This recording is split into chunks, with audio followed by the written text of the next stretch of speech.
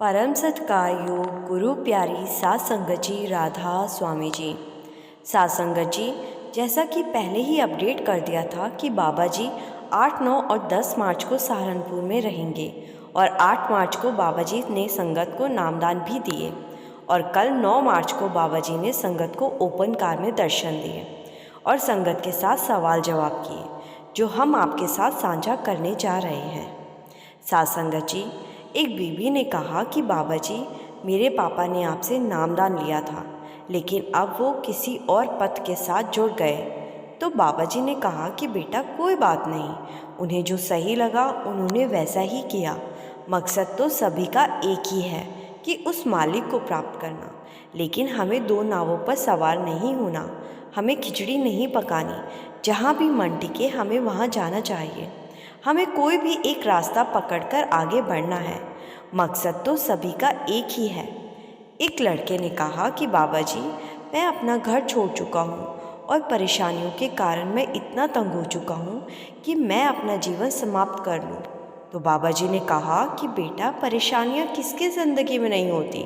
अगर सब यही सोच लगे तो फिर तो ये दुनिया खाली ही हो जाएगी। आगे बाबा जी ने कहा कि बेटा, अपने जीवन को ख़त्म करने से बड़ा पाप दूसरा कोई नहीं है। इसके बाद लड़के ने कहा कि बाबा जी, मेरे माता पिता दुनिया में नहीं हैं। तो बाबा जी ने कहा कि बेटा, आपको हर कदम सोच समझ कर उठाना है। ज़िंदगी बड़ी अनमोल है, ऐसे गलत नहीं सोचना। एक अंकल जी ने कहा कि बाबा जी, भजन सिमरन में मन ही नहीं लगता। तो बाबा जी ने कहा कि बेटा, ये सब तो मन के बहाने होते हैं और हम मन को नहीं बल्कि मन हमें चला रहा है।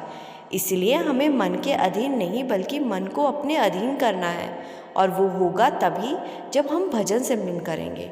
मन लगे ना लगे, आप कोशिश करते रहें, एक दिन मन समझ जाएगा।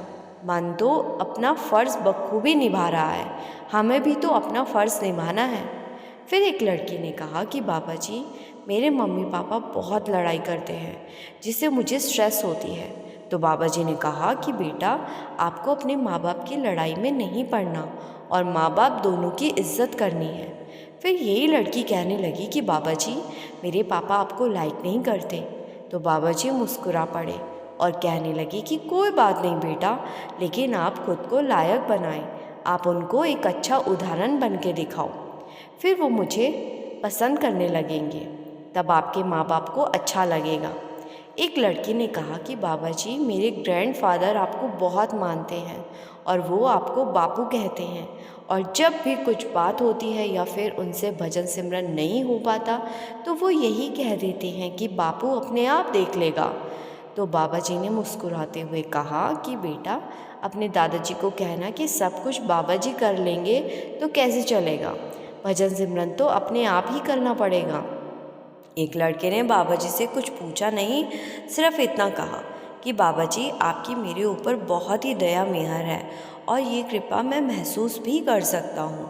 ये सुनकर बाबा जी मुस्कुरा पड़े। एक और लड़की ने बाबा जी से पूछा कि बाबा जी, नामदान नहीं मिला हुआ है तो क्या मैं भजन सिमरन कर सकती हूँ? अगर हाँ तो कैसे? तो बाबा जी ने कहा कि बेटा, नामदान के बिना भजन सिमरन नहीं हो सकता। आप मालिक के साथ जुड़े रहिए, समय आने पर नामदान भी मिल जाएगा। एक भाई ने सवाल किया कि बाबा जी, कभी कभी ना चाहते हुए भी हम गलती कर बैठते हैं, तो क्या मालिक इन गलतियों की हमें सज़ा देगा या बख्श देगा? तो बाबा जी ने कहा कि बेटा, गलती होती है सीखने के लिए। अगर हम एक बार गलती करके उसी गलती को बार बार दोहराएंगे तो फिर तो हमें इसका भुगतान करना ही पड़ेगा। इसीलिए गलती होने पर उस गलती से कुछ सीखकर दोबारा वो गलती नहीं करते तो मालिक ज़रूर कृपा करेगा।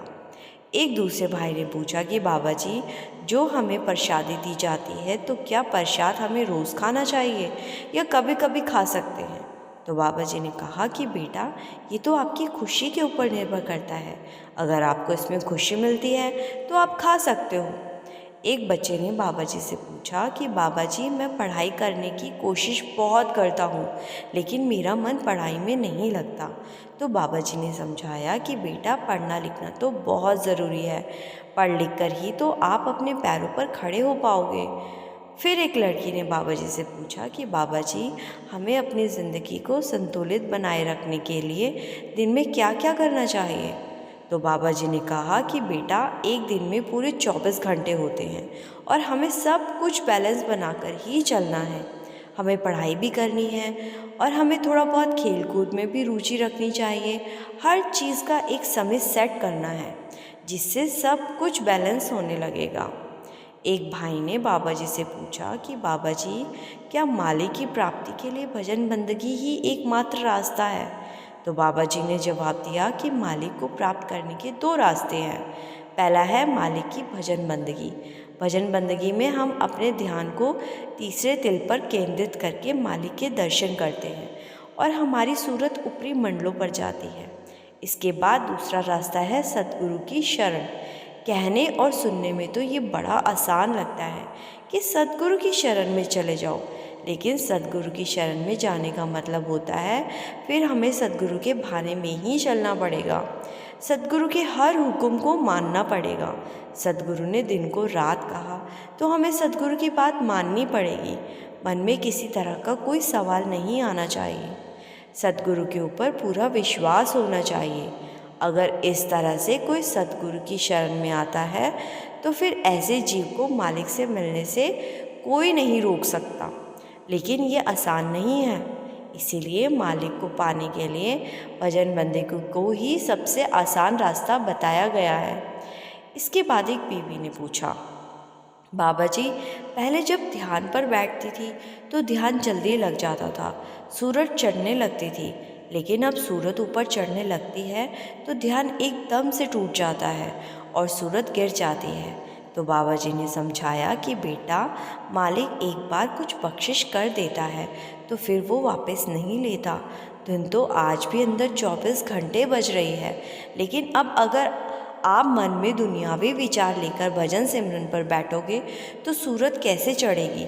इसीलिए भजन सिमरन करते समय मन में उठ रहे विचारों को एक तरफ रख दो और ध्यान को केंद्रित करने की कोशिश करो।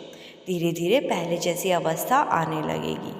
तो साथ संगत जी, ये 9 मार्च को बाबा जी और संगत के बीच हुए सवाल जवाब जो सहारनपुर में किए गए थे। वीडियो को लाइक और शेयर ज़रूर कर दीजिएगा और चैनल पर नए हैं तो सब्सक्राइब करना मत भूलिएगा। आज बाबा जी का सहारनपुर में सत्संग भी हम आपके साथ साझा कर देंगे। गुरु प्यारी साथ संगत जी, राधा स्वामी जी।